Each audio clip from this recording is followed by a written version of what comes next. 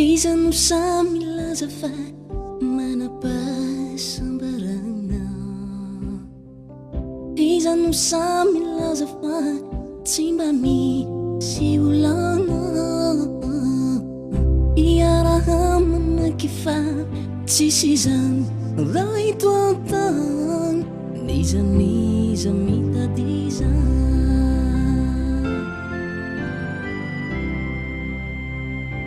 Iza no samy laza fa manapasambarana, iza no samy laza fa tsy mba misy olana, iaraha manaky fa tsisy zany raha eto an-tany, nizaniza mitadiza. Aza manaky ho resy fony iza hani haminy ozapiainany ety, fa mitraka aza mba kivy iza fa Jesosy lay tianao nanome toky anampy anao, nanome toky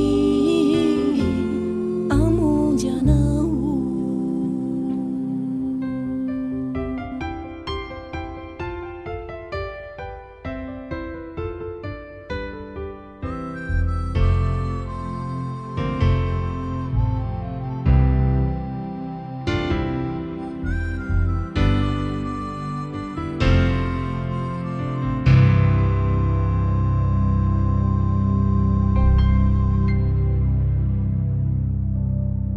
Mampitanondriky anao ve ny fiainana ety,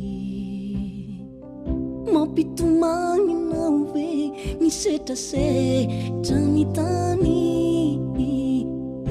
aza eto ny antoraka fa fanta na mampangoraka fa banjino lay dina.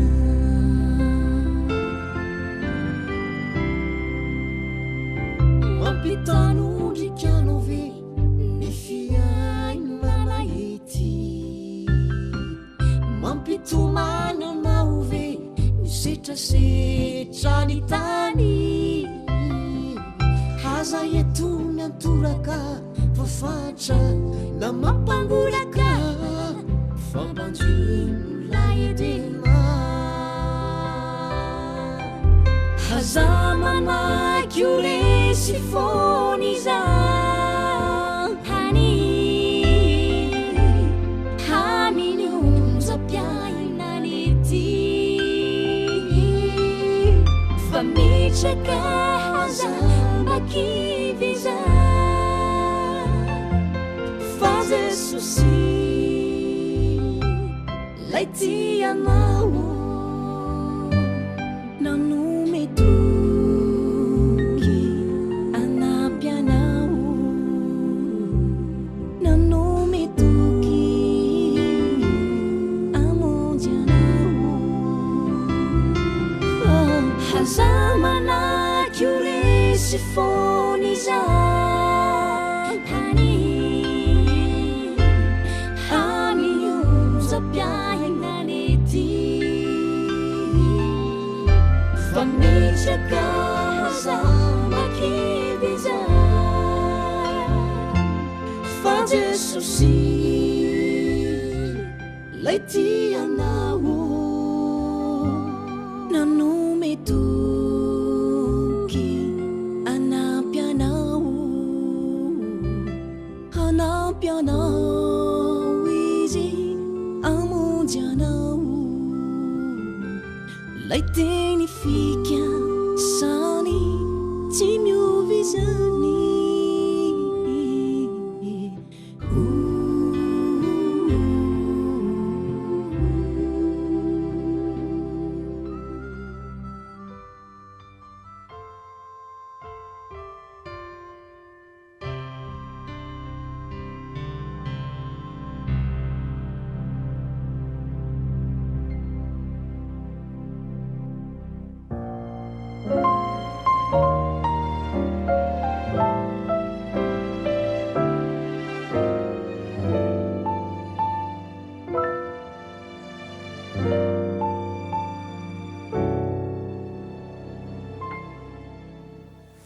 Fiadanana ho anao.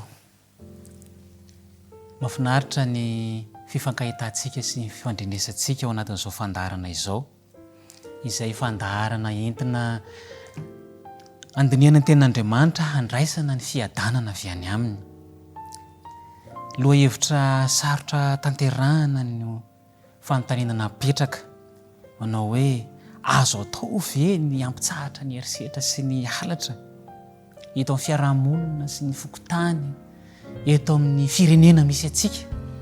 Tsy tao zavatsarotra izany, nefa ny azo atao ny mametraka eny ao anatin'ny valin'ny fanontaniana. Ahoana nefa ny hatanteraka izany? Ataontsika hiaraka hivavaka aloha.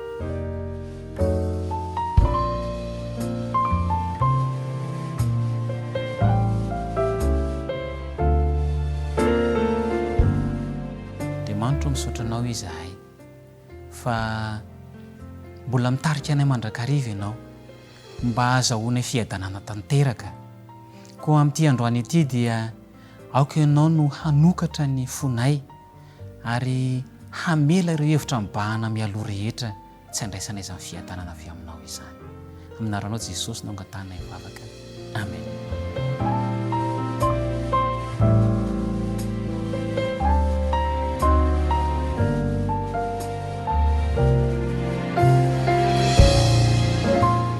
Efa mba nieritreretina tokoa ve zany ao amin'ny fiainana hoe toerana anankiray, izany hoe fiarahamonina misy anao, ny tanàna, ny fianakaviana, ny fokotany misy anao, izao faritra misy atsika izao, mba raisaran-tsaina hoe eto Madagasikara mihitsy tena tsy misy olana miseho, tsisy halatra, tsisy vonin'olona fa dia miaina ao anatin'ny fiadanana sy ny fandriampahalemana ny tany. Efa moa tsy izany ve ny faniriana lalina? Inona nefa niezaka atao? Maro dia maro ireo ezaka atao azahoana izany. Fa tiako milaza aminao fa eto ambonin'ity tany misy atsika ity dia misy toerana izay tsy manana olana mihitsy ny amin'izany fandriampahalemana izany, fa dia miaina ao anatin'ny filaminana izany toerana izany, ary tsy mba misy mpitandro filaminana ny amin'izany toerana izany, dia ny ao amin'ny nosy Pitcairn izany. Inona moa ny antony hoy ianareo? Satria nandray ny ten'Andriamanitra ny mponina ao, ary mitazona ny didin'Andriamanitra ho filamatra ny toerana misy azy, ny fiarahamonina izay misy ao. Hany ka dia miaina ao anatin'ny filaminana sy ny fiadanana izy ireo ny amin'ny fandriampahalemana izay iainany. Azo atao eto amintsika izany, azo atao eto amintsika izany. Ary raha mety ianao dia fikiro araka ny lesona efa hitantsika tamin'ny lasa, arao izay toromarika eo amin'ny ilay taridalana lehibe dia ny tenin'Andriamanitra izany. Ny didy folo mantsy dia milaza hoe aza mangalatra, aza mamono olona, aza mijangajanga, karaha ny fankatoavana izany teny lazain'ny soratra masina izany sy ny didin'Andriamanitra izany no arahana, dia tsy isy izany ny korontana fa dia ilamina ny fiarahamonina satria miaina ao anatin'ny fanajana izany ny mpiarahamonina rehetra dia mitsahatra ny ratsy. Fa ahoana moa ny kasika ny amin'ny io lalàn'Andriamanitra io? Andao vakitsika ao amin'ny Matio 4:20. Matio 4:20 andininy 12 dia izao ny fanambaran'i Jesosy. Matio 4:20 12 dia hoy izy hoe, ary noho ny habeny tsy fankatoavan-dalàna dia hiamangatsika ny fitiavany maro. Izany hoe tsy misy fitiavana zany, tsy misy fankatoavana zany, izay ny zavatra misy. Ary vokatra izany dia miamangatsika ny fitiavany maro. Lasa misy olana eo amin'ny fiarahamonina, misy fankalana eo amin'ny fiarahamonina satria lehibe loatra ny tsy fankatoavana ny lalàna. Fa manaona moa ny toetra ny didy sy ny lalàn'Andriamanitra io? Ao amin'ny Romanina 7, Romanina 7 andininy 12 dia izao ny fanambarana. Romanina 7 12 koa dia masina tokoa ny lalàna ary masina ny didy sady marina no tsara. Izay no lazain'ny apôstôly Paoly. koa dia masina tokoa ny lalàna, marina tsara ny lalàn'Andriamanitra. Tsy misy kianina zany fa zavatra tsara no atolotr'Andriamanitra. Mahatoky avokoa ny ao anatin'ny tenin'Andriamanitra, anatin'ny didin'Andriamanitra io. Ary tsara izany lalàna izany, mahasoa ny fanarahana izany lalàna izany. Dia manao raha zany ny fihetsikitsika manoloana io zavatra tsara izay eo an'lohantsika izay vakiantsika eo amin'ny tenin'Andriamanitra io. Manao ny fihetsikitsika, tiana aloha zany ny milaza fa tsy mahavonjy atsika ny fitandremana n'io lalàna io. Dia gaga angamba ianao. Zavatra tsy mahavonjy atao inona? I Jesosy no nilaza fa ireo mpanorandalàna sy ny fariseo dia nanao hiezaka izy ireo mba hitandrina ny didy sy anaraka ny lalàna. Nefa dia nikian'i Jesosy sy ny soratra masina izany fa tsy mahavonjy ny fitandremantsika ny didin'Andriamanitra amin'ny alalan'ny herin'ny tenantsika akory. Tsy mahavonjy izany. Ao amin'ny Galatiana 5:5 andininy 4. Galatiana 5:5 andininy 4 dia zao ny fanambarana lazain'ny soratra masina. Dia tafasaraka amin'ny Kristy ianareo na iza izay mitady ho hamarinina amin'ny lalàna. Efa lavo niala tamin'ny fahasoavana ianareo. Mahatafasaraka atsika amin'ny Kristy mihitsy izay maniry rehetra ho hamarinina amin'ny lalàna dia tafasaraka amin'ny Kristy. Noho izany dia tsy mahavonjy atsika ny fitadiavana famonjena amin'ny alalan'ny fitandremana ny lalàna, tsy mahavonjy izany.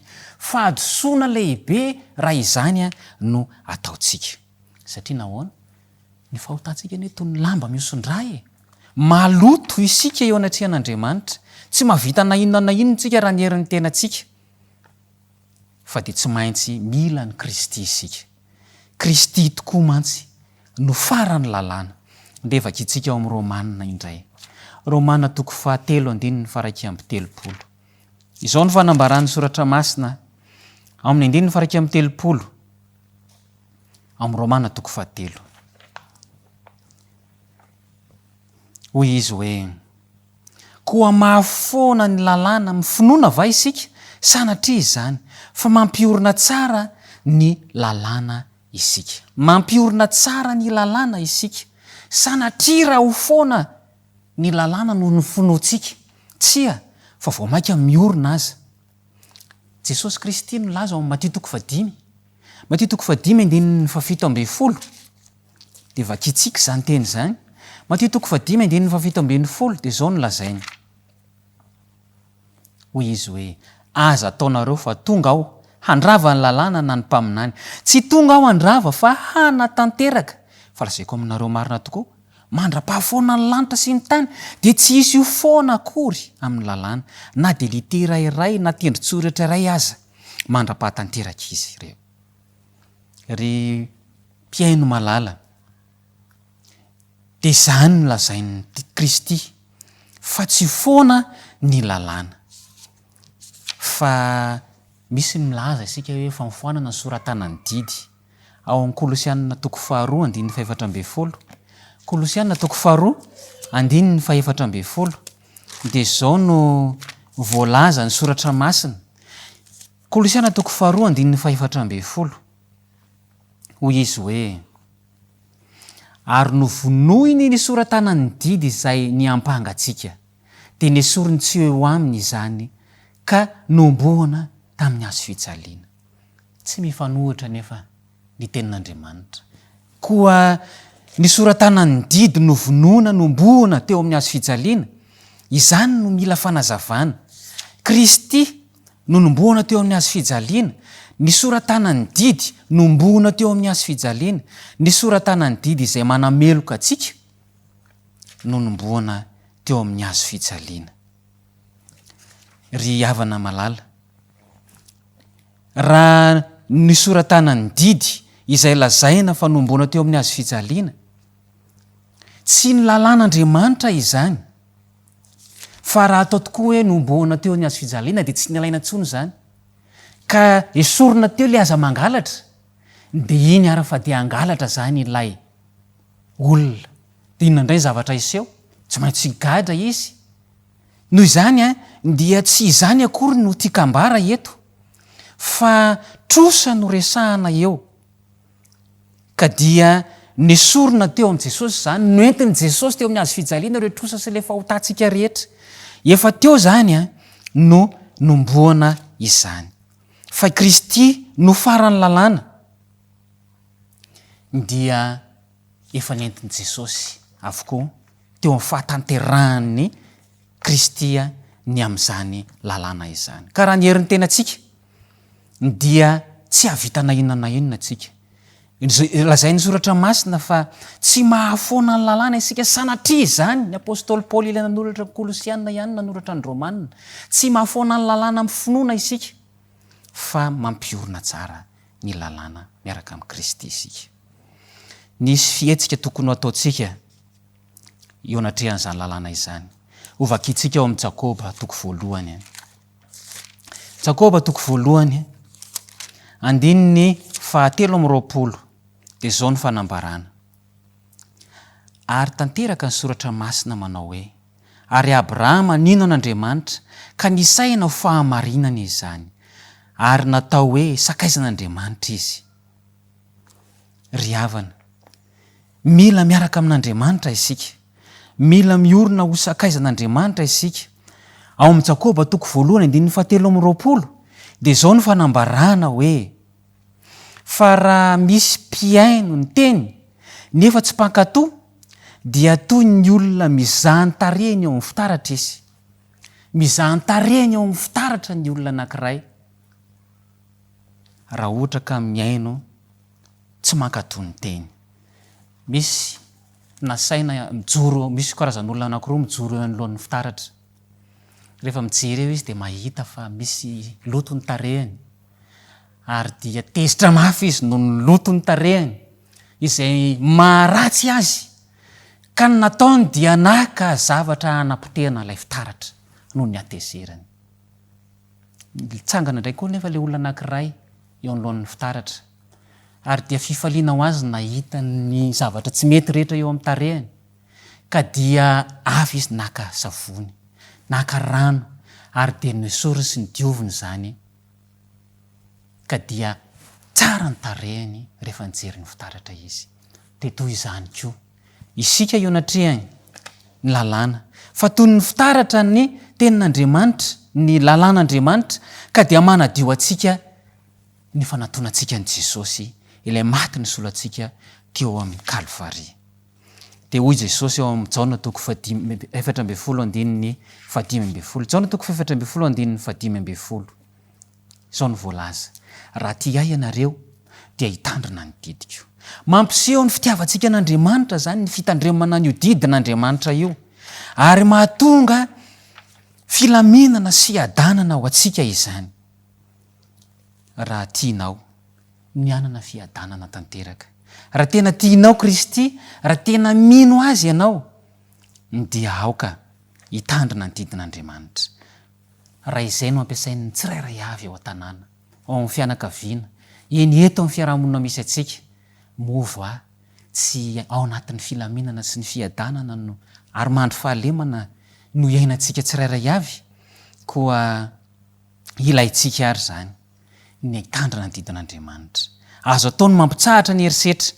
azo ataony mampitsahatra ny abibiana raha eketsika ny tenin'Andriamanitra koa ekeo raiso ankatoavy ny tenin'Andriamanitra fa sady marina no tsara izany tenin'Andriamanitra izany dia hivavaka ho amin'izany tenin'Andriamanitra izany isika